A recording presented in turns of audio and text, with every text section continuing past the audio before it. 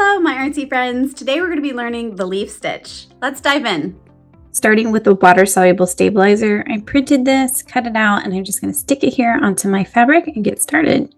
It's going to come up through the back, down through the front, and I'm going to come up at the top of my leaf, and then I'm going to come about 3/4 of the way down in the center and push that back through. Now when I come back up, I'm going to the left of my initial stitch, and then I'm going to go back down just over to the right of that first line. So I'm going to be crossing over, and that's the most important part of this, is to make sure that you're getting that crossover so that you're getting the leaf effect. It's going to create this seam down the middle. So I'm going to come up on the other opposite side, so on the right side, and then back over and cross over to the left.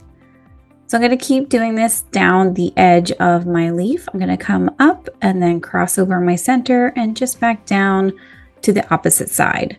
So again, I'm going to continue doing this through the leaf, and I'm going to go all the way down until I hit the bottom and I run out of space to fill. And I'm going to do that for all 3 of these. So I'll speed this up so you can see the final effect, but it's just up, down, crossover, and the crossover is the most important piece to make sure that you're going to get that seam for the leaf stitch. And we're all done. Check it out.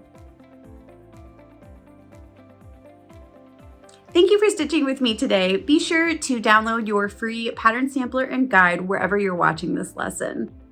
I'll see you next time. Happy stitching!